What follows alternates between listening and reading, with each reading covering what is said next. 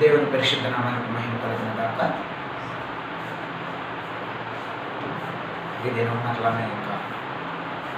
మంచి వస్తువు మీతో మాట్లాడడానికి దేవుడు ఇచ్చిన సమయాన్ని దేవుని ప్రతిజ్ఞాస్తులు చెల్లిస్తున్నా. మరి కార్యక్రమాన్ని వీక్షిస్తున్న ఈ సంఘమునకు వీక్షకులందరికీ కూడా నా హృదయపూర్వక వందనాలు తెలియపరుస్తున్నా. మరలా ఈ దినము వీడియో ద్వారా మీ ముందుకు రావడానికి గల కారణం గత పునరుద్ధాన దినపు వాక్య సందేశము మరియు నెట్వర్క్ ప్రాబ్లం వల్ల సరిగా రాక కట్ అయిపోయి సందేశం అర్థం కానటువంటి విధంగా ఉందని వాక్య సందేశం మళ్ళా ఒకసారి అందిస్తే బాగుంటుందని కోరిన మేరకు మరలా ఈ వీడియోని చేసి గత పునరుద్ధాన దినపు వాక్య సందేశాన్ని క్లుప్తంగా మరలా మీ ముందుకు తేవాలని ఆశపడుతున్నాను. పిల్లరా, చిన్న ప్రార్థన చేసుకుని వాక్య సందేశం వరకు వెళదాం. మహాపరిశుద్ధుడా, మహోన్నతుడా, సర్వశక్తివంతుడా, సర్వకృప అనేది మీ ఘనమైన నామమును పొందనము స్తుతులు స్తోత్రములు చెల్లిస్తున్నాము నాయన. ఇంతవరకు నీ కృపలో మమ్మల్ని భద్రపరిచి మమ్మల్ని సజీవులుగా ఉంచిన తండ్రి నీకు స్తోత్రములు. తిరిగి నా తండ్రి నీకు స్తోత్రములు. నీ బిడ్డలతో ఈ రీతిగా నా ప్రభానికి స్తోత్రములు. వీడియో ద్వారా మళ్ళా నీ వాక్య సందేశంలో పంచుకునే భాగ్యం ఇచ్చారు. మీకు వందనాలు తండ్రి. తండ్రి నీకు స్తోత్రము. మాట్లాడుచున్న నేను మట్టి పెరుగుతున్న ఆయన నీ శిలువ సాటిని మరుగుపరిచి నీ బిడ్డలతో మీరు మాట్లాడి నీ బిడ్డలకు ఎట్టి వర్తమానం అవసరమో తండ్రి నీకు స్తోత్రములు.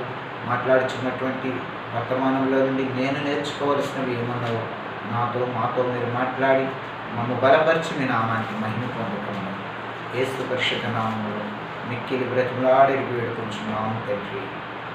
ఆమేన్. హల్లెలూయా. దేవుని పరిశుద్ధ నామానికి మహిమ కలుగును గాక. పిల్లరా, ఈ యొక్క సమయంలో కొద్ది నిమిషాలు గత పునరుద్ధాన దినపు వాక్య సందేశాన్ని మరి ఒక తరుణం మనము జ్ఞాపకం చేసుకుందాం. పిల్లరా, గత వారం ప్రభు అనుగ్రహించినటువంటి తలంపును బట్టి ఈ యొక్క కడవరి దినాల్లో ఉన్నటువంటి మనము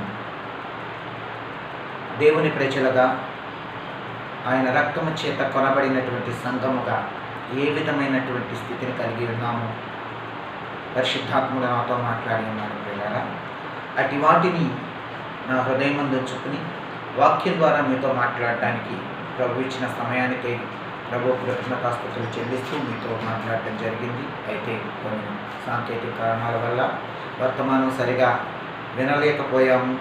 అది కట్ అయిపోతూ వచ్చిందన్న వార్తలను బట్టి పిల్లారా మరలా యొక్క దినమున మీతో మాట్లాడడానికి నేను ఇష్టపడుతున్నాను. పిల్లారా, అయితే గత వారం మాట్లాడినటువంటి వాక్య భాగంలోకి వెళ్దాం. ఒకసారి వాక్యాన్ని చదువుకుని ముందుకు సాగుదాం. పిల్లారా, ఎహెచ్కేలు గ్రంథం 13వ అధ్యాయం 10వ వచనాన్ని ఒకసారి చదువుకుని వాక్య ధ్యానంలోకి వెళ్దాం. సమాధానమేమీ లేకపోయినను వారు సమాధానమని చెప్పి నా జనులను మోసపుచ్చుచున్నారు. నా జనులు మట్టి గోడను కట్టగా వారు వచ్చి దాని మీద గచ్చుపోత పూసేదారు. దేవుని నామానికి స్తోత్రం. పిల్లరా, ఈ వాక్య లేఖనంలో నుండి మరి కొద్ది నిమిషాలు దేవుని వాక్యాన్ని ధ్యానించుకుందాం. ప్రవక్త అయిన ఎహెచ్కేలు నాటి ప్రవక్తలను ఉద్దేశించి అలాగనని దేవుని ప్రజలను ఉద్దేశించి ప్రవశించుతున్నటువంటి ప్రవచన వాక్కుని ఇక దినము మనం జ్ఞాపకం చేసుకుంటున్నాం. పిల్లరా, ఆనాటి పరిస్థితులు చూసినట్లయితే మరి ఎహెచ్కేలు ప్రవక్త యొక్క పరిచర్య అంతయో మనం ఎరిగిన వారమే. పిల్లరా, ఖైదీల మధ్యన చెరలో ఉన్న వారితో వారి మధ్యన ఎహెచ్కేలు ప్రవక్త పరిచర్య చేసినట్లు చరిత్ర మనకు చెప్తూ ఉంది. అలాగనే పిల్లరా, ఇర్మియా ప్రవక్త కూడా అధికముగా ఖైదీల మధ్యన అంటే చెరగొనబడిన వారి మధ్యనే పరిచర్య చేసిన విధానాన్ని మనం చూస్తాం. అయితే ఆనాడు యూదా నాశనం గురించి దేవుని ప్రజల యొక్క దుస్థితిని గురించి ఎహెచ్కేలు ప్రవక్త ప్రవశిస్తూ ఈ విధంగా మాట్లాడటాన్ని చూస్తూ ఉన్నాం. సమాధానమేమీ లేకపోయినను వారు సమాధానం అని చెప్పి నా జనులను మోసపుచ్చుచున్నారు. నా జనులు మట్టి గోడను కట్టగా వారు గచ్చుపోత పూసెదరు అని మాట్లాడుతున్నారు.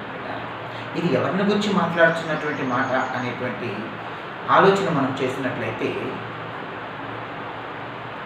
ప్రవక్తలను గురించి మాట్లాడుతూ ఉన్నాడు.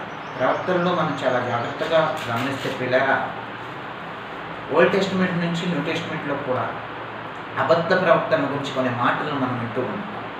ఆ క్రమంలో ఆలోచన చేసినప్పుడు యేసు ప్రభు వారు కూడా, ప్రభువా నీ రాకడను గురించి, యుగ సమాప్తిని గురించి మాకు సూచనలు చెప్పమని శిష్యులు అడిగినప్పుడు మత్తయి సువార్త 24వ అధ్యాయంలో 11వ వచనంలో ఒక మాట అంటారు, నా పేరట అనేకులైన అబద్ధ ప్రవక్తలు వచ్చెదరు అని చెప్పి ఒక మాటని యేసు ప్రభు వారు చెప్పడాన్ని మనం గమనిస్తూ ఉంటాం కదా. ఒక్కసారి కనుక మత్తయి సువార్త 24వ అధ్యాయం 11వ వచనాన్ని మనం చూసినట్లయితే, అనేకులైన అబద్ధ ప్రవక్తలు వచ్చి పలువురిని మోసపరిచెదరు, అక్రమము విస్తరించుట చేత అనేకుల ప్రేమ చల్లారును అని ప్రభు మాట్లాడటాన్ని మనం చూస్తాం. అంతకుముందు చూసినట్లయితే చాలా విషయాలను ప్రభు చెప్తూ ఉంటారు. పిల్లలు, మీరు యుద్ధ సమాచారాలు వింటారు, ఒకరితో ఒకరి మీద ఒకరు విరోధం కలిగిస్తారు. అట్టి విషయాలు అనేకము ప్రభు మాట్లాడడాన్ని మనం ఎరిగిన వారమే. అయితే ఎందుకు ఈ మాటని యొక్క దినం జ్ఞాపకం చేస్తున్నానంటే, నాడు దేవుని ప్రజల యొక్క స్థితి, దేవుని ప్రవక్తలుగా వాడబడుచున్నటువంటి కొందరు వ్యక్తులను గురించి ప్రవక్త అయినటువంటి యెహెజ్కేలు ప్రవచించినటువంటి ప్రవచనములో ఆయా దినాలను చూసినప్పుడు వారు చెరలో ఉన్నారు, వారికి సమాధానము లేదు. అయినను ప్రవక్తల కొందరు సమాధానమని ప్రకటించుచు ప్రజలను మోసగిస్తున్నారు అంటున్నారు. అలాగే ప్రజలేమో మట్టి గోడను కట్టగా ఈ ప్రవక్తలు వచ్చి దానికి గచ్చుపూత పోస్తున్నారు అని చెప్తున్నారు. ఖచ్చితంగా ప్రియులారా, ఇది నాటి దినాలలో ఉన్నటువంటి పరిస్థితులను యెహెజ్కేలు ప్రవక్త బయలుపరుస్తూ ఉంటే, నేడును అట్టి పరిస్థితులు ఖచ్చితంగా కలిగి ఉన్నాము అని దేవుని లేఖనాలు మనకి వెల్లడిపరుస్తూ ఉన్నాయి. ప్రియులారా, ఆ క్రమంలో మనం చూసినప్పుడు అపోస్తలుడైన పౌలు గారు తిమోతితో చెప్తారు. ప్రియులారా, తిమోతికి రాసిన 2వ పత్రిక 3వ అధ్యాయం 1వ వచనంలో చూస్తే, ఇది అంత్య దినములని అపాయకరమైన కాలంలో వచ్చుచున్నవని చెప్తారు. నిజముగా ఇవి అంత్య దినాలని, ఈ అంత్య దినాల్లో అపాయకరమైన కాలంలో మనం ఉన్నామని ఖచ్చితంగా నేనున్న పరిస్థితులను బట్టి మనం ఎరుగుదాం. లోకంలో ఎక్కడ చూసినా నెమ్మది లేదు, ప్రపంచమంతయు కలవరము నొందుతున్నటువంటి స్థితిలో ఉన్నాం. కనుక మరి ఇది అపాయకరమైన దినాలని ఖచ్చితంగా మనము ఒప్పుకోవలసిన వారమంటే. అయితే ఈ అంత్య దినాల్లో అపాయకరమైనటువంటి కాలంలో ప్రజలు ఏం చేస్తారో కూడా అక్కడ ఒక మాట చెప్తాడు. పిల్లరా, అపోస్తలుడైన పౌలు గారు తిమోతితో మాట్లాడుతూ, అదే తిమోతికి రాసిన 2వ పత్రిక 4వ అధ్యాయము 3వ వచనంలో కనుక చూస్తే అక్కడ ఒక మాట మాట్లాడుతూ ఉంటారు పౌలు గారు. చూద్దాం పిల్లరా, ఒకసారి వాక్య భాగాన్ని చదువుకుందాం. 2వ తిమోతికి రాసిన పత్రిక 4వ అధ్యాయం 3వ వచనాన్ని ఒకసారి చదువుకుందాం. ఎందుకనగా జనులు హితబోధను సహింపక దురద చెవులు గలవారై తమ స్వకీయ దురాలోచనలకు అనుకూలమైన బోధకులను తమ కొరకు భోగు చేసుకొని సత్యమునకు సెవినీయక కల్పనాకలం కథల వైపునకు తిరుగు కాలము వచ్చును. దేవుని నామానికి స్తోత్రం. అక్కడ మనం చూసినప్పుడు యెహెజ్కేలు ప్రవక్త అంటాడు, నా జనులు మట్టి గోడ కడితే అబద్ధ ప్రవక్తలు వచ్చి దానికి గచ్చుపూట పూస్తున్నారు అంట. ఇక్కడ పౌలు గారు మాట్లాడుతూ తిమోతితో చెప్తాడు, అయ్యా నా కుమారుడా, నీవు చాలా జాగ్రత్తగా ఉండాలి. అంత్య దినాలు వస్తున్నాయి, అపాయకరమైన కాలం వస్తుంది. ఆ కాలంలో జనులు హితబోధకును సహించలేరు, ఆరోగ్యకరమైనటువంటి బోధను వారు సహించలేరు, అది వారు జీర్ణించుకోలేరు, ఆరోగ్యకరమైన బోధను అనుసరించి వారు నడవలేరు. అటువంటి పరిస్థితులలో వారు వారికి అనుకూలమైనటువంటి బోధకులను తయారు చేసుకుంటూ కల్పనా కథలకు చెవినిచ్చేటువంటి కాలము వచ్చుచున్నది కనుక నీవు చాలా జాగ్రత్తగా ఉండాలి. నీ యొక్క పరిచర్యలో, నీవు బోధించే విధానంలో, నీ భక్తి జీవితంలో, నీ విశ్వాసమును కొనసాగించుటలో నీవు చాలా జాగ్రత్తగా ఉండాలి అని తిమోతికి బోధించడాన్ని మనం చూస్తున్నాం. అది కేవలం తిమోతి గారికి మాత్రమే కాదు, కానీ ఈ అంత్య దినాల్లో ఉన్నటువంటి సార్వత్రిక సంఘానికి అది అవసరమని నేను నమ్ముతున్నాను. అందుకే ప్రభు ఇంకా దినమును మనతో మాట్లాడుతూ ఉన్నాడు. ఆనాడు యెహెజ్కేలు ప్రవక్త యూదుల నాశనమును గురించి, దేవుని ప్రజల యొక్క దుర్మార్గతను గురించి, వారి యొక్క స్థితిగతులను గురించి మాట్లాడుచు ఆయా పరిస్థితులలో వారు ఏ రీతిగా ఉన్నారు, వారు ఏం చేస్తున్నారు, వారి యొక్క విశ్వాసపు స్థితి ఏ విధముగా ఉంది, వారి ఆధ్యాత్మిక స్థితి ఏ రీతిగా ఉంది, వారి భక్తి జీవితం ఏ రీతిగా ఉందనేది తర్కిస్తూ ఖండిస్తూ ఆయన మాట్లాడతారు. వీరు మట్టి గోడను కడితే వారి ప్రవక్తలు వచ్చి గచ్చుపోతా పూస్తున్నారు అని.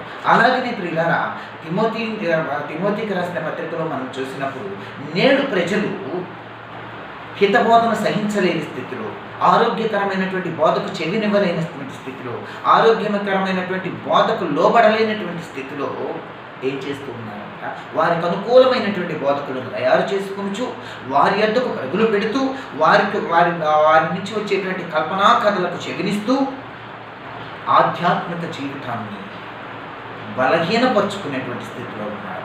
విశ్వాసంలో శక్తివంతముగా సాగలేనటువంటి స్థితిలో ఉన్నారు. ఎందుకు ఈ మాటలు జ్ఞాపకం చేస్తున్నానంటే మీ సంగమా, నేటి దినాల్లో చిన్న సమస్య వస్తే శక్తివంతముగా నిలవలేనటువంటి విశ్వాసం, చిన్న ఆటంకం వస్తే దాన్ని అధిగమించి ముందుకు సాగలేనటువంటి విశ్వాసం. ఇక అంత్య దినాల్లో మనం ఎంత జాగ్రత్తగా ఉండవలసిన వారమై ఉన్నామో ఒక్కసారి ఆలోచించి. ఈ అంత్య దినాల్లో అపవాది బహుగా రాజ్యం వెళుతూ ఉంది. వచ్చినటువంటి ప్రతి అవకాశాన్ని అది వాడుకుంటూ ఉంది. క్రైస్తవ్యాన్ని బలహీనపరచడానికి, సంఘాలను విచ్ఛిన్నం చేయడానికి, దేవుని బిడ్డల యొక్క ఆధ్యాత్మిక స్థితిని అడుగంట చేయడానికి ప్రతి ఒక్క సందర్భాన్ని, ప్రతి ఒక్క అవకాశాన్ని అవి వాడుకుంటూ అపవాది సంఘమును విచ్ఛిన్నం చేయడానికి బహుగా ప్రయత్నిస్తున్నటువంటి దినాలలో మనం శక్తివంతముగా నిలబడాలి అంటే ఈ కల్పనా కథల వైపు చెవియొగ్గేటువంటి పరిస్థితి నుండి బయటికి రావాలి. నేటి దినాల్లో ఆరోగ్యకరమైనటువంటి బోధ, సత్యమైనటువంటి బోధ, దేవుని ఆజ్ఞను అనుసరించి నడవాలి అనేటువంటి ఖండితమైనటువంటి బోధకు చెవినివ్వలేనటువంటి స్థితిలో దేవుని సంఘం. అందుట్లో ఏమాత్రం సందేహం లేదు. ఎక్కడ చూసినా ప్రియులారా ఆశ్చర్యాలు, అద్భుతాలు, వివాహాలు, ఇళ్ళు, ఉద్యోగాలు, స్వస్థతలు, వీటినే దైవవాక్యముగా ప్రకటింపబడుచున్నటువంటి దినాల్లో ఉన్నాం ప్రియులారా. సత్యము అది కాదు అనే విషయం చాలామందికి తెలుసు. అయినను కట్టబడినటువంటి ఈ అకల్పితమైనటువంటి గోడల నుంచి బయటికి రాలేని స్థితిలో ఉంటున్నారు. క్రైస్తవ సమాజమా ఏక దినమున చేతులు జోడించి వేడుకుంటున్నాం. మనం ఏం చేస్తున్నాం? మన విశ్వాసం ఏంటి? దేనిపైన మన విశ్వాసం ఆధారపడి ఉంది? మన యొక్క భక్తి జీవితం దేనిపైన కట్టబడి ఉన్నది అనేటువంటి స్వపరీక్ష మనం చేసుకోలేకపోతే, మనం నడుస్తున్నటువంటి మార్గం సరి అయినదా, మన విశ్వాసము సమస్యను ఎదుర్కొనేటువంటి స్థితిలో మన నడిపిస్తుందా, మన ఆధ్యాత్మిక స్థితి, మన భక్తి జీవితం శక్తివంతముగా ముందుకు కొనసాగించగలుగుతున్నామా అని మనల్ని మనం పరిశీలన చేసుకోలేనటువంటి స్థితిలో భక్తి చేసేవారముగా ఉంటే ఈ కంటి దినాల్లో మనం నిలబడటం చాలా కష్టం. అందుకే అనేకుల ప్రేమలు చల్లారును అని దేవుని వాక్యం చెప్పారు. ఎందుకు చల్లారిపోతుంది? సరి అయినటువంటి భక్తి విధానంలో మనము సాగలేకపోతున్నట్టు, సరి అయినటువంటి బోధలో మనం ఎదగలేకపోతున్నాం, సరి అయినటువంటి బోధకు మనం సెవినివ్వక, దాన్ని సహింపక. ఎందుకు సహించలేకపోతున్నాం? మనకు అనుకూలంగా లేదు. మన మనసునకు సంతోషాన్ని ఇచ్చేటువంటి బోధ కాదు. మనల్ని ఎక్కడికక్కడ గద్దించేది గాను, ఎక్కడికక్కడ ఖండించేది గాను, ఎక్కడికక్కడ బుద్ధి చెప్పేది గాను ఉంది. కనుక చిన్న చిన్న సంఘాల్లో ఉండవలసినటువంటి విశ్వాసం ఆ గద్దింపుకి, ఖండింపుకి విధేయత చూపలేక, ఎక్కడైతే మనసుకు ఆహ్లాదకరంగా ఇది చేయండి ఆశీర్వాదం వచ్చేస్తుంది, అది చేయండి ఉద్యోగం వచ్చేస్తుంది, ఇది చేయండి మీరు ఇల్లు కట్టుకుంటారు అని చెప్పేటువంటి సులువైనటువంటి బోధలో చెవియొగ్గుతూ పరుగులు పెట్టేటువంటి పరిస్థితిని చూస్తున్నప్పుడు నిజంగా దేవుడిచ్చిన ఆశీర్వాదం ఎక్కడికి పోతుంది. సర్వ సృష్టిని నీ కొరకు నా కొరకే దేవుడు చేశాడు. అయితే వారు దాన్ని పొందుకోలేకపోయేటువంటి అవధేత మనలో ఉంది. మన అవధేతను బట్టే దేవుడిచ్చిన ఆశీర్వాదాన్ని పరిపూర్ణంగా అనుభవించలేకపోతున్నాం అనేటువంటి సత్యాన్ని గుర్తించవలసినటువంటి దినాల్లో ఉన్నాం కదా. అంతేకాని ఇంకా ఆశీర్వాదాల కొరకు, స్వస్థతల కొరకు, వివాహాల కొరకు, ఇల్లు కట్టుకోవడానికి కొరకు, ఉద్యోగాల కొరకు పరుగులు పెట్టేటువంటి స్థితిలో ఉండవు. మనము అటువంటి స్థితిలో ఉన్నంత కాలము దేవుని యొక్క సేవకులు ఆ విధముగానే మిమ్మల్ని ఆకర్షించేటువంటి స్థితిలో ఉంటారు. అందుకే ప్రవక్త అయిన హెచ్కేల్ ద్వారా దేవుడు మాట్లాడుతున్నాడు. జనులేమో మట్టి గోడ కట్టున్నారు, ప్రవక్తలేమో దానికి గచ్చుపోత పూస్తున్నారు. స్తోత్రం పిల్లారా, యొక్క మాట యొక్క అర్థాన్ని ఒకసారి మనం గమనిస్తే, నా యొక్క వ్యక్తిగత అనుభవం పిల్లారా, నా కళ్ళారా చూసినటువంటి స్థితి, మట్టి గోడకు గంత గచ్చుపోత పూస్తే అది ఎంతకాలం నిలిచి ఉంటుంది, ఎంతకాలం గట్టిగా ఉంటుంది, ఎంతకాలం సుందరంగా ఉంటుంది అనేటువంటి ఒక విషయాన్ని కనుక మనం ఆలోచన చేస్తే పిల్లారా, మాకు ఒక ఇల్లుండేది నా వివాహానికి ముందు. అది మా చిన్నతనంలో ఎప్పుడో కట్టబడింది.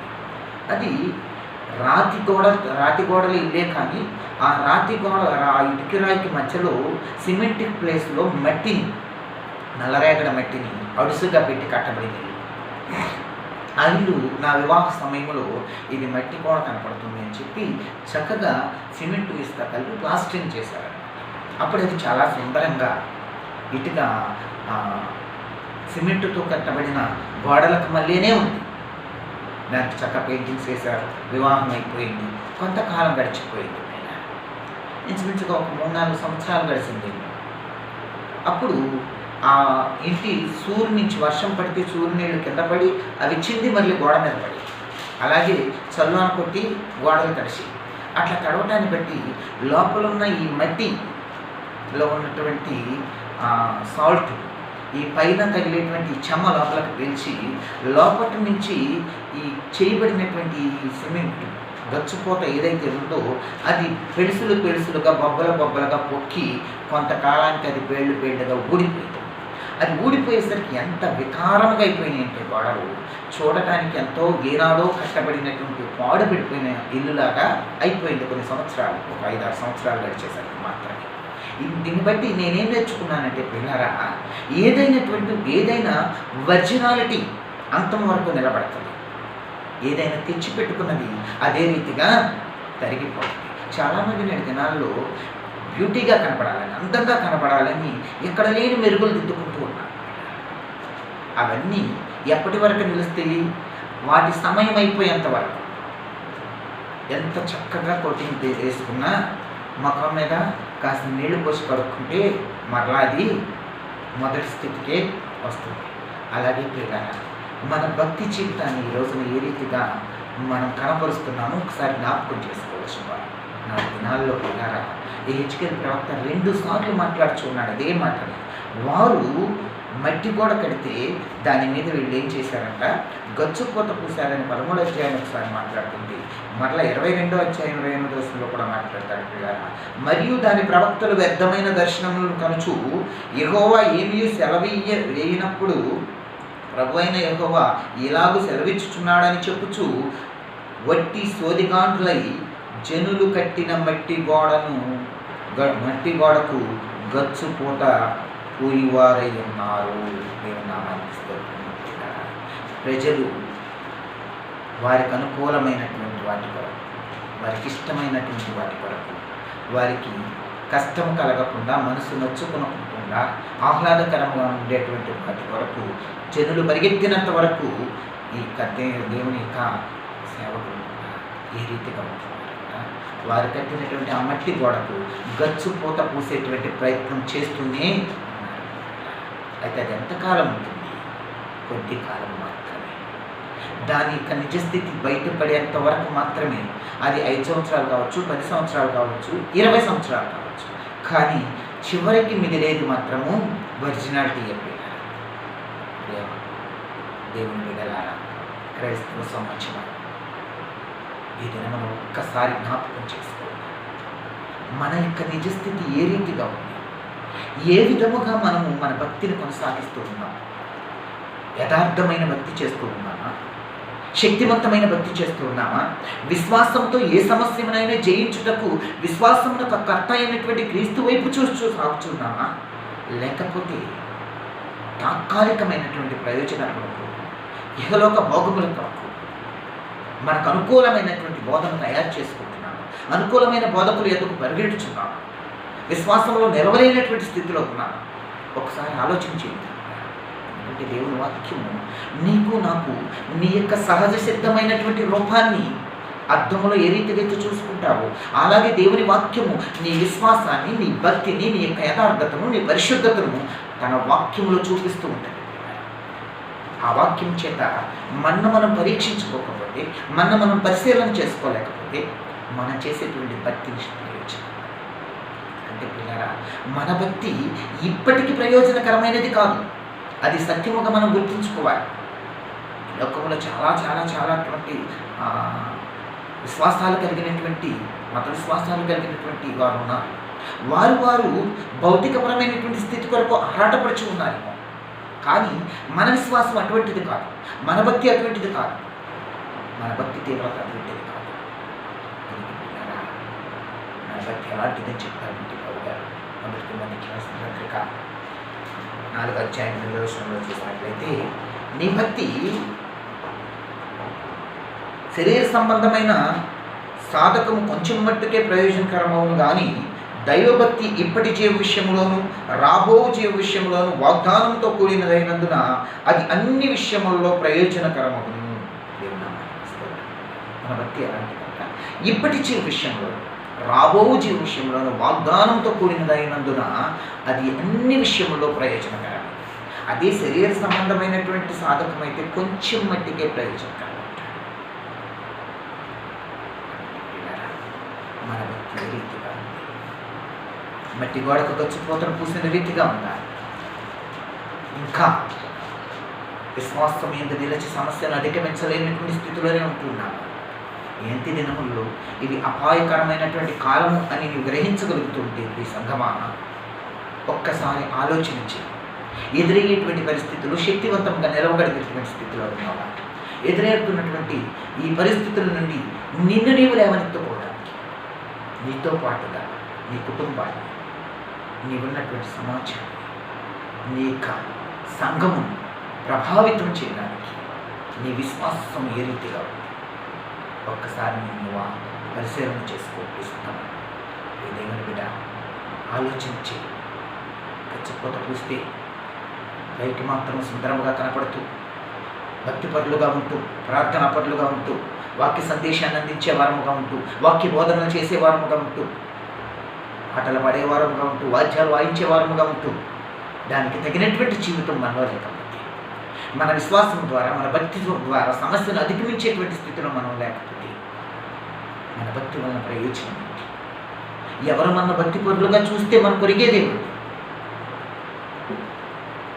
ఆకాశమును ఆసీనుడైనటువంటి ప్రభు ఆకాశం నుండి నిన్ను నన్ను పరిశీలన చేసి చూస్తూ ఉన్నాడు. మన అంతరంగం ఏంటో ఆయన ఎరిగి ఉన్నాడు. మనం ఎంత భక్తి ప్రదర్శించినా, మనం ఎంతగా సంఘంలోను సమాజంలోను భక్తి పరులుగా నడుచుకుంటూ ఉన్నా, మన యొక్క అంతరంగ స్థితిని ఎరిగిన వాడు ప్రభు. ఆయన ఆకాశం నుండి నన్ను పరిశీలన చేసి చూస్తున్నాడని నేను వాక్యం చెప్తుంది. అందుకే అపొస్తలుడైన పౌలు గారు అంటారు, తన యొక్క ప్రయాసలో, తన యొక్క కన్నీటిలో, తన యొక్క కష్టంలో, తన యొక్క సేవలో ఆయన అంటాడు, మా బాహ్య పురుషుడు క్షీణించుచున్నాను, అంతరంగ పురుషుడు దినదినమూ నూతనపరచబడుచున్నాడు. మరి మనం ఆ దినదినము నూతనపరచబడే అనుభవంలో, దినదినము ఆధ్యాత్మికంగా ఎదిగే అనుభవంలో, దినదినము సమస్యను చూసి భయపడక ధైర్యం కలిగి నిలబడేటువంటి అనుభవంలో ఉన్నామా? నేను ప్రపంచమంతా భయమునందుతోంది, కలవరపడుతోంది. ఏ రీతిగా ఈ విపత్తు నుండి విడుదల పొందుతామో తెలియనటువంటి స్థితిలో ఉంది. దేవుని ప్రజగా నీవు ఆ విషయాన్ని ఎరిగి నీవు నిజముగా దేవుని బిడ్డవైతే ఈ పరిస్థితి నుండి మనము బయటికి రాగలము అనే నిశ్చయిత నీకుంటే ఖచ్చితంగా ఇక మధ్యాహ్నం దినమున ఒక విషయాన్ని జ్ఞాపకం చేసుకోండి. దేవుడు అంటూ ఉన్నాడు, నా పేరు పెట్టబడిన నా జనులు తమ్ము తాము తగ్గించుకుని తమ చెడు మార్గములను విడిచి నన్ను వెదకిని ప్రార్థన చేసిన నేను వారి ప్రార్థనను ఆలకించి వారి దేశమును స్వస్థపరిచితనని 14 ద్వారా దేవుడు మాట్లాడచ్చు. మనం ఏం ప్రార్థన చేస్తూ ఉన్నాం? మన విశ్వాసంపై ఆధారపడి ప్రార్థన చేస్తూ ఉన్నాం. విశ్వాసంపై ఆధారపడి ప్రార్థన చేస్తూ ఉంటే ఖచ్చితంగా ఈ సమస్యను జయించే సామర్థ్యాన్ని నువ్వు పొందుతావు. అంతేకాదు బలహీనతపై కృంగేటువంటి స్థితిలో ఉండేవారు ఎప్పుడు బలహీన నిజముగా రాతి గోడ వలె కట్టబడక. ప్రభు చెప్తారు కదా, ఇసుక మీద కట్టబడిన పునాది, ఎండ మీద కట్టబడిన పునాది. ఈ మట్టి గోడకు గచ్చుపోత పూచేటువంటి అనుభవం కలిగినటువంటి ప్రతి ఒక్కరూ ఇసుక మీద కట్టబడినటువంటి పునాదిని పోలినవారు. అది వానొచ్చను, వరద కొట్టిన గాలివీచగాలి పడిపోవు. బండ మీద కట్టబడిన పునాది, అది వానొచ్చినా, వరదొచ్చినా, గాలి వీచినా అది పడిపోక స్థిరముగా నిలబడి ఉంటుంది. మన విశ్వాసం నిజముగా బండ మీద కట్టబడినది కాబట్టి వేషధారణం కలిగినటువంటి విశ్వాసం మనలో లేకుండా ఉన్నట్లయితే ఏదైనా ఖచ్చితంగా సమస్యను ఎదుర్కొనేటువంటి సామర్థ్యం కలిగిన వారమై ఏదైనా సంఘమా ఒక్కసారి ఆలోచించేద్దాం. ఏదైనా నేను మాట్లాడే మాటలు పరిశుద్ధాత్ముడు నాలో ఉచితే మాట్లాడుతున్నాను తప్ప ఎవరిని విమర్శించాలని లేకపోతే ఎవరిని కించపరచాలనేది నా ఉద్దేశం కాదు. దేవుని బిడ్డలమైనటువంటి మనం, ఆయన రక్తము చేత కొనబడినటువంటి మనం, ఆయన ఎదురు శక్తివంతులుగా నిలబడాలి అనేటువంటి ఆకాంక్ష, ఆశ, తపన తప్ప ఏ ఒక్కరిని నిందించాలి, విమర్శించాలి లేదా ఏ ఒక్కరిని తప్పు పట్టాలి అనేది నా ఉద్దేశం కాదు. కానీ నేడు క్రైస్తవ సమాజంలో ఉన్నటువంటి కొన్ని బలహీనతలు దేవుని ఎదుట మన శక్తివంతులుగా నిలబడాలని కూడా చేస్తున్నాను. కాబట్టి ఇప్పుడైనా ఆలోచన చేయి, ఇప్పుడైనా నీవు పరీక్షించుకో. ఏ స్థితిని నీవు కలిగి ఉన్నావు, ఏ స్థితిలో నీవు భక్తి చేస్తున్నావు, ఏ స్థితిని బట్టి నీవు దేవుని ఎదుట నిలబడుతూ ఉన్నావు. దేవుని ఎదుట నీవు శక్తివంతంగా నిలబడాలి అంటే ఖచ్చితంగా మట్టి గోడకు గచ్చిపోత పూసే అనుభవంలో ఆనాడు యోధ నాశనమైపోవడానికి గల కారణం ఏంటి? ప్రజలు మట్టి గోడ కడుతున్నారు, ప్రవక్తలు దానికి గచ్చిపోత వస్తున్నారు. నేడు ప్రియారానికి స్తోత్రములు. ఈ అంత్యకాలంలో అపాయకర దినముల్లో వారికి అనుకూలమైనటువంటి బోధకులను ప్రజలు తయారు చేసుకుంటుంది. వారిని ఇంకా మభ్యపరుస్తూ వారికి అవసరమైనటువంటి సందేశాలను ఇచ్చి నడిపించేవాళ్ళు ఎంతో విచారకరమైన విషయం. దాని గురించి ఆలోచన చేయకపోతే, దాని గురించి మనం బయటికి తెచ్చుకోలేకపోతే, మనం జీవము కలిగిన దేవుని బిడ్డలము అని చెప్పుకునేటువంటి పరిస్థితులు కూడా మనకి వ్యర్థముగానే కనబడతాయి. మన భక్తి మనకు ప్రయోజనకరం కావాలి. మన భక్తి ద్వారా మన విశ్వాసాన్ని మనం కొనసాగించాలి. మన నిరీక్షణ ఏమై ఉన్నదో ఆ నిరీక్షణకు మనం చేరాలి. మట్టి గోడకు గచ్చిపోత పూసినట్లుగా ప్రజలకు కనబడటానికో, సమాజానికి కనబడటానికో, సేవకులకు కనబడటానికో భక్తిని ప్రదర్శించే వారంగా ఉండవలసిన ఆ స్థితి కొంతకాలమే ఉంటుంది. తర్వాత నిజ స్థితి బయటికి వస్తుంది. అందుకే ప్రభు వేసేనైనా క్షమిస్తాను కానీ వేషధారిని క్షమించను అంటారు. ఒక మాటను మనం జ్ఞాపకం చేసుకుందాం. యేసు ప్రభు వారు మాట్లాడిన ఒక మాటను జ్ఞాపకం చేసుకుంటూ ముందుకు సాగుదాం అంటారు. మత్తయి వార్త 23వ అధ్యాయం 23వ వచనంలో ప్రభు ఇలా మాట్లాడతారు. అయ్యో 27వ వచనం అంటారు, అయ్యో వేషధారులైన శాస్త్రులారా, పరిచయులారా, మీరు సున్నం కొట్టిన సమాధులను పోలి ఉన్నారు. అవి వెలుపల శృంగారముగా అగుపడును, కానీ లోపల చచ్చిన వారి ఎముకలతో సమస్త కల్మషముతోనూ నిండి ఉన్నది. అలాగే మీరు వెలుపల మనుషులకు నీతివంతులుగా అగుపడుచున్నారు, కానీ లోపల వేషధారణతోనూ అక్రమముతోనూ నిండి ఉన్నారు. ఆనాడు శాస్త్రులను గురించి, పరిచయులను గురించి మాట్లాడుతూ ప్రభు అంటూ ఉన్నాడు, అయ్యో వేషధారులైన శాస్త్రులారా, పరిచయులారా, మీరు సున్నము కొట్టిన సమాధులను పోలి ఉన్నారు. అవి వెలుపల శృంగారముగా అగపడును, కానీ లోపల చచ్చిన వారి ఎముకలతోనూ సమస్త కల్మషంతోనూ నిండి ఉన్నాయి. ఈనాడు మన నాటి ప్రశ్న ప్రవహిస్తున్నారు. ఈ సంగమా, నీతో మాతో దేవుడు మాట్లాడుచున్నారు. బయటికి మీరు చాలా అందంగా ఉన్నారు, చాలా శృంగారముగా ఉన్నారు, చక్కగా అలంకరించుకుంటున్నారు, చక్కటి భక్తిని కనబరుస్తున్నారు, చక్కగా పాటలు పాడుతున్నారు, చక్కగా ప్రార్థన చేస్తున్నారు, చక్కగా వాక్యాన్ని బోధిస్తూ ఉన్నారు. నీ అంతరంగ స్థితిని నేను ఎరిగి ఉన్నాను అంటున్నాను. మీరు బయటికి చక్కగా చాలా సౌమ్యంగా మాట్లాడచ్చు, చాలా సుందరంగా కనబడుచున్నారు, కానీ నీ అంతరంగాన్ని నేను చూస్తూ ఉన్నాను అంటున్నాను. ఈ సంగమా, ఈ దేవుని బిడ్డ ఒక్కసారి నేను పరిశీలన చేసుకో. వారు మనుషులకు కనబడాలి, మనుషులకు మాత్రం నీతిమంతులుగా కనబడుచున్నారు, కానీ లోపల ఏముందంటున్నాడు? వేషధారణతోనూ అక్రమంతోనూ నిండి ఉన్నారు. నీవెలా ఉన్నావు? దేవుని సంగమం, ఆయన రక్తం చేత కొనబడినటువంటి దేవుని బిడ్డ, ఈ కంటి దినాలు నీ స్థితి ఏ రీతిగా ఉన్నా? నువ్వెలా ఉన్నావు?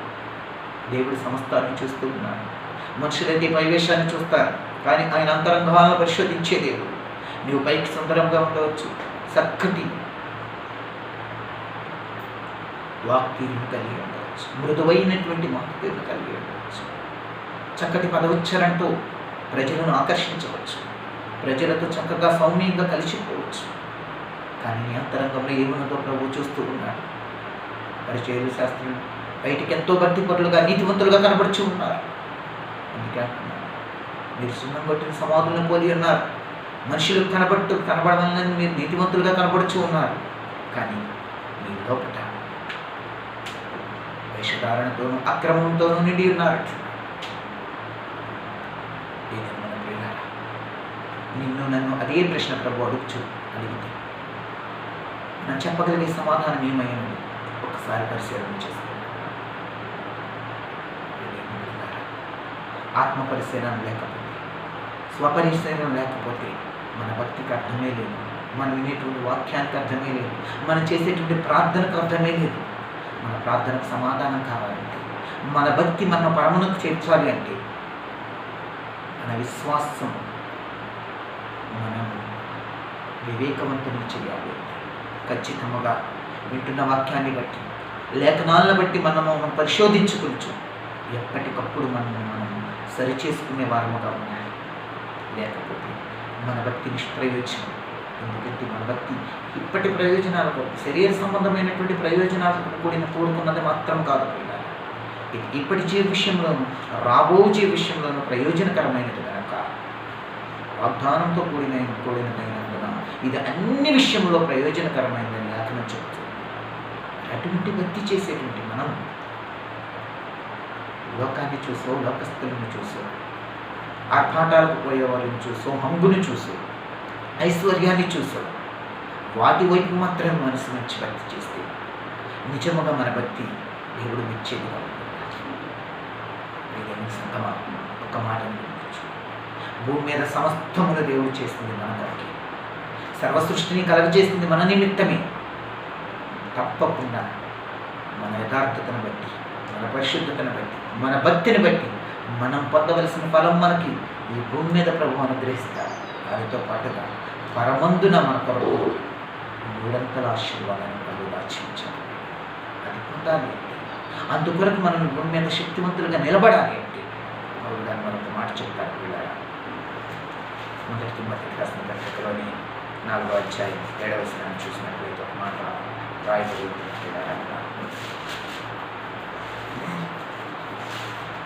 చదువు. అపవిత్రమైన ముస్లము ముచ్చటలను విసర్జించి దేవభక్తి విషయంలో నీకు నీవే సాధకము చేసుకుని అనేకమైనటువంటి విషయాలపై ఆసక్తి కలిగి అనేక విషయాలతో సమయాన్ని గడపచ్చు.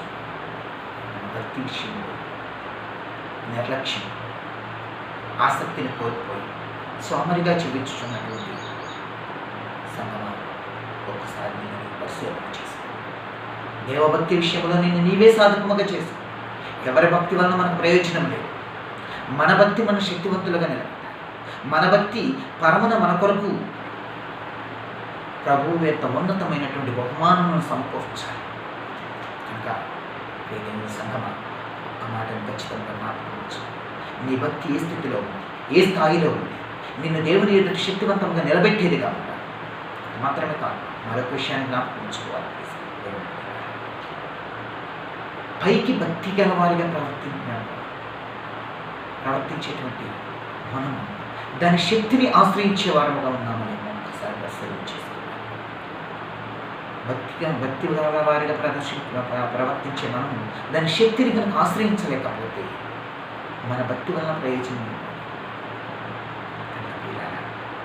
నీ భక్తి వలన నువ్వు శక్తివంతులు కావాలి. నీ భక్తి వలన నీవు పరమనందు ఉన్నతమైన బహుమానం పొందాలి. నీ భక్తి వలన భూమి మీద ఎదుర్కొంటున్నటువంటి ప్రతి సమస్య నుండి నీవు విడుదల పొందాలి. ప్రతి సమస్యను జయించేటువంటి శక్తిని సంపాదన చేసుకోవాలి. ఎప్పుడు ఆ పని చేయగలుగుతారు. మట్టి గోడకు గచ్చపోతను పూసినటువంటి ఆ దినాల్లో ఉన్నటువంటి భక్తి, అనుకూలమైనటువంటి బోధకులను తయారు చేసుకునేటువంటి ఈ దినాల్లో ఉన్నటువంటి భక్తిని విసర్జించి హితబోధకు చెవినొగ్గుతూ ఆరోగ్యకరమైనటువంటి బోధకు తలవచ్చుచు ఆరోగ్యకరమైనటువంటి బోధను అనుసరిస్తూ నీ యొక్క భక్తి జీవితాన్ని కొనసాగించాలి. ఎందుకు కొనసాగించాలి అంటే ప్రభువు ఒక మాట చెప్తారు. మత్తయి సువార్త 10వ అధ్యాయం 28వ వచనం కనుక ఒకసారి మనం జ్ఞాపకం చేసుకున్నట్లయితే ప్రభువు ఒక మాట చెప్తారు. అక్కడ ఆత్మను చంపనేరక మరియు ఆత్మను చంపనేరక దేహమని చంపువారికి భయపడుకుడి కానీ ఆత్మను దేహమును కూడా నరకములో నశింపచేయగల వారికి మిక్కిలి భయపడుడి. ఎందుకు? నీ భక్తి విషయంలో నీవంత తీవ్రత కలిగి ఉండాలి. నీ భక్తి విషయంలో అంత యథార్థత కలిగి ఉండాలి. నీ విశ్వాసమును అంత ఖచ్చితంగా నీవు కొనసాగించాలి. అంటే ఈ లోకంలో నీకు ఎదురయ్యే అనారోగ్యం, ఈ లోకంలో నీకు ఎదురయ్యేటువంటి ఆర్థిక ఇబ్బందులు, ఈ లోకంలో నీకు ఎదురయ్యే అవమానములు, ఈ లోకంలో నీకు ఎదురయ్యే నిందలు, ఈ లోకంలో నీకు ఎదురయ్యేటువంటి సమస్యలన్నీ కూడా నీ దేహాన్ని బాధించవచ్చు. ఇంకా అది మితిమీరితే నీ దేహాన్ని చంపవచ్చు. అందుకే ప్రభు చెప్తాడు, దేహమును చంపడానికి భయపడదు, ఆత్మను దేహమును కూడా నరకములో నశింపచేయగల వారికి నీవు ఎప్పుడైతే ఆత్మరక్షణ కొరకు ప్రయాసపడతావో, ఆత్మరక్షణ విషయమై నీవు ఆసక్తి కలిగి ఉంటావో, దేహ విషయమై దేహ సంబంధమైనటువంటి వసతుల విషయమై ఆసక్తిని కలిగి ఉండినటువంటి నీవు ఆత్మ విషయమై ఆత్మరక్షణ విషయమై ఆత్మ యొక్క ఉనికిని నీవు కాపాడుకునడానికి ప్రయాసపడతావు. అప్పుడు ఖచ్చితంగా భౌతికపరమైన వాటికి భయపడక, శరీర సంబంధమైన వాటి విషయంలో దైవ చిత్తాన్ని విసర్జించి నడవక, విశ్వాసమును కోల్పోక, భౌతిక ప్రయోజనాల కొరకు పరుగులు పెట్టక, ఇళ్ల కోసము, వివాహాల కోసము, ఉద్యోగాల కోసము, స్వస్థతల కోసము ఆరాటపడేటువంటి స్థితిని కలిగి ఉండక, నిజముగా నీవు ఆత్మరక్షణ కోరుచూ ఉన్నట్లయితే ఆత్మను దేహమును సహితము నరకములో నశింపచేయగలవానికి భయపడమని ప్రభువు చెప్పిన రీతిగా నీ భక్తి నీకు ఇహమందును పరమందును ప్రయోజనకరముగా ఉండేది కనుక ఏదేని సంగమా, ఏదేమని బిడ్డ, ఏదైనా నేను పరిశీలన చేసుకో. ఏటి కొరకు పరుగులు పెడుతున్నావు? ఏటి విషయమై ఆరాటపడుతున్నావు? ఏటి నిమిత్తము నీ భక్తిని నీవు ప్రదర్శిస్తూ ఉన్నావు? ఒకవేళ నీ భక్తి మట్టి గోడకు గచ్చిపోత పూసినట్లుగా ఉంటేమో అది కొంతకాలమే, ఆ వైభవం కొంతకాలమే నిలుస్తుందని జ్ఞాపకం ఉంచుకోపిస్తున్నాను. అది ఎంతో కాలం నిలవదు. వాన కొట్టింది, గాలి వీసింది, వరద వచ్చింది, అది పొక్కిపోయి పెడుసులుగా ఓడిపోయి దాని యథాస్థితికి వచ్చింది పిల్ల. అది నా వ్యక్తిగత అనుభవంలో నేను చూసినటువంటి సత్యం. మన భక్తి కూడా అంతే. దానిలో యథార్థత లేకపోతే, పరిశుద్ధత లేకపోతే, ఆత్మ తీవ్రత లేకపోతే, విశ్వాసం మీద నిలకడ లేకపోతే ఏ గాలి వేస్తే అది ఆ గాలికి కొట్టుకుపోయేది కాబట్టి, ఎక్కడ ఏది జరుగుతుందంటే అక్కడికి పరుగులు పెట్టేది కాబట్టి, సత్యమైనటువంటి పునాది లేనప్పుడు అసత్యాన్ని వెంబడిస్తూ అబద్ధ ప్రవక్తల చేత మోసగింపబడేటువంటి స్థితిలో ఉంటుంది. ఒక్కసారి నేను పరిశీలన చేసుకో. ఎటువంటి భక్తి కలిగి ఉన్నావో, ఏ భక్తిని కలిగి నీ విశ్వాసాన్ని కొనసాగిస్తున్నావో, నీ భక్తి ఇప్పటి విషయంలోనూ రాబో విషయంలోనూ ప్రయోజనకరమైనదిగా ఉన్నదో లేదో, కేవలం దేహమును చంపే వాటికి భయపడుచు ఆత్మను దేహమును నశింపచేయగలవానికి భయపడేటువంటి స్థితిలో నీవు ఉన్నావో లేదో ఒక్కసారి నేను పరిశీలన చేసుకోసాను. నేను ఎవరిని నొప్పించపరచడానికో ఎవరిని నొప్పించడానికో ఈ మాటలు మాట్లాడడం లేదు. పరిశుద్ధాత్మను అంతరంగంలో ఉంచినట్లు ఈ అంత్య దినాల్లో మనం ఎదుర్కొంటున్నటువంటి సమస్యల్లో బలవంతులంగా నిలబడలేక అనేక ప్రలోభాలకు గురి అవుతూ విశ్వాసం కోల్పోవచ్చిన అనేకులను చూసినటువంటి వేదనతో దేవుని సన్నిధిలో ప్రార్థిస్తూ పరిశుద్ధాత్మను అనుగ్రహించినటువంటి మాటలను మేము నేర్చుకున్నాం. ఎప్పుడైనాను సరే దేవుని యొక్క ఉగ్రత ఎందుకు ప్రజలను ఇస్తుంది? దేవుని ఆశ్రయించవలసినటువంటి ప్రజలు, దేవుని ఆధారం చేసుకుని జీవించవలసినటువంటి ప్రజలు లోకమును ఆధారం చేసుకుని లోకములో ఉన్న వాటి వైపు తిరుగుతూ దేవుని విసర్జించుకుని బట్టి శ్రమ ఎదురంటూ వచ్చింది. నేటి దినాల్లో భయంకరమైనటువంటి శ్రమలో మానవాడి యావత్తును ఉన్నది. అయితే దేవుని బిడ్డలుగా మనం నిబ్బరం కలిగి ధైర్యముగా ఉండవలసిన వారు ఉన్నాం. ఈ రోజున జీవించి ఉన్నాము కనుక దేవుని మహింపరుస్తూ ఉన్నాము. ఒకవేళ ఈ యాత్రను ముగిస్తే దేవునితో కూడా ఉంటామనేటువంటి నిరీక్షణ మనం కలిగి ఉన్నాం కనుక మన భక్తి మన నిరీక్షణను కొనసాగించేదిగా ఉండాలని మనం చేస్తూ దేవుని సంగమా, మన భక్తి ఏ రీతిగా ఉందో, నీ భక్తి ఏమై ఉన్నదో నిన్ను నీ దేవుని ఎదుట యోగ్యునిగా నిలబెట్టేదిగా ఉండాలి.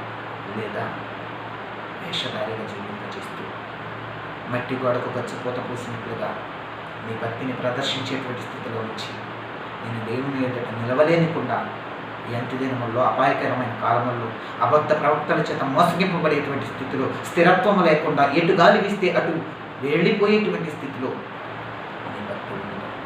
ఒక్కసారి నేను పరిశీలన చేసుకో, ప్రార్థన చేసుకున్నాను.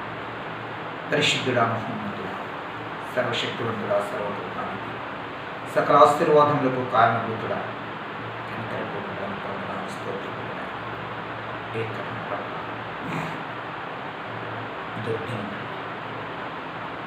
నాతో మీరు మాట్లాడి ప్రతి మాటను బట్టి వందనాలు చెల్లిస్తున్నాను. అవును తండ్రి, ఇక్కడ ఎవరి కాలంలో తండ్రి లేఖనాలు సెలవిచ్చినట్లు అనేకులు ప్రేమలో చల్లారిపోయేటువంటి స్థితి నాయనానికి స్తోత్రులు. మీ ఎడల ప్రేమలో నా ప్రభ చల్లారిపోవచ్చు. ఏ ఆకర్షణ వైపును, ఏ ఆధిపత్యాల వైపును నా ప్రభు, ఏ ఉన్నతమైన స్థానాల వైపును మనసు నుంచేటువంటి పరిస్థితులు ఎదురై ఉంటాయి. ఆయా పరిస్థితులను బట్టి నా తండ్రి నిజ విశ్వాసమును కోల్పోవచ్చు. తండ్రి నీకు స్తోత్రములు. నీపై ఆధారపడవలసినటువంటి మేము ఆయా లోకంలో వేటిపై వైపో చూస్తూ తండ్రి లోక మూలాలపైన ఆధారపడేటువంటి పరిస్థితులను చూస్తున్నాం. రైతు నా తండ్రి నీకు స్తోత్రము. ఏకదినమున నా ప్రభ ఏక కార్యక్రమంలో పాల్పొందిన ప్రతి బిడ్డను జ్ఞాపకం చేసుకోండి. నీ లేఖనాలను విన్న ప్రతి బిడ్డను మీరు దర్శించండి. అంత్య దినముల్లో నా తండ్రి నీకు స్తోత్రములు. అపాయకరమైన కాలంలో నా ప్రభ అయానికి స్తోత్రములు. విశ్వాసమును పరీక్షించుకుని నా తండ్రి శక్తివంతులుగా నేను ఎదుట నిలబడుటకు నా ప్రభ ప్రతి ఒక్కరిని నా ప్రభ మీరు నా తండ్రి నీకు స్తోత్రములు బలపరచమని పురుగొల్పమని నా ప్రభ ఆత్మయందు తీవ్రత కలిగిన ఆయన అంత్య దినముల్లో నా ప్రభా నీకు స్తోత్రములు. నా తండ్రి సంగమునకు నా తండ్రి నీకు స్తోత్రములు. మాదిరిగా సమాజానికి నా తండ్రి నీకు స్తోత్రములు. నా తండ్రి ఉపదేశకులుగా నా ప్రభ ప్రతి ఒక్కరు నాయన తండ్రి నీకు స్తోత్రం. నిన్ను పోలి జీవించగలిగేటువంటి స్థితిలోకి నడిపించమని ప్రశ్నిస్తున్నాను. కేవలం ఇంతవరకు మాత్రమే కాదు, బోధించడం వరకు మాత్రమే కాదు నా ప్రభు, మా జీవితాల్లో అన్వయించుకునేటువంటి స్థితిని దయచి పరిశుద్ధాత్మడానికి వందనాలు స్థితులు చూపిస్తున్నాం. ఎంత భయంకరమైన స్థితిలో మేము ఉన్నాము. ఎంతటి భయంకరమైనటువంటి పరిస్థితులు మా భక్తి జీవితంలో కలిగి ఉన్నాము. మాతో నా ప్రభు చక్కగా మాట్లాడిన తండ్రి నీకు స్తోత్రం. ఎవరును కూడా నా ప్రభువానికి స్తోత్రము.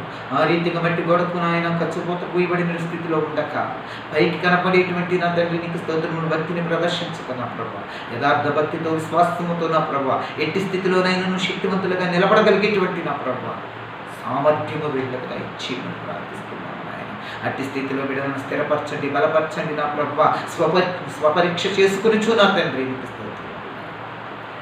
రాజ్యమును చేరు వరకు నా ప్రభు అలు పెరగని విశ్వాస పోరాటం కృప చూపమని ప్రార్థిస్తున్నాను. నాడు పౌలు గారు అంటున్నారు నా తండ్రి మంచి పోరాటం పోరాడి విశ్వాసమును కాపాడుకుంది నా ప్రభు కడముట్టించి తినంటున్నాడు. అలాగనే నా తండ్రి నీకు స్తోత్రము. నేటి దినము నా ప్రభ ఈ సందేశం ఉన్నటువంటి ప్రతి బిడ్డయు మంచి పోరాటం విశ్వాసమును కాపాడుకోవచ్చు.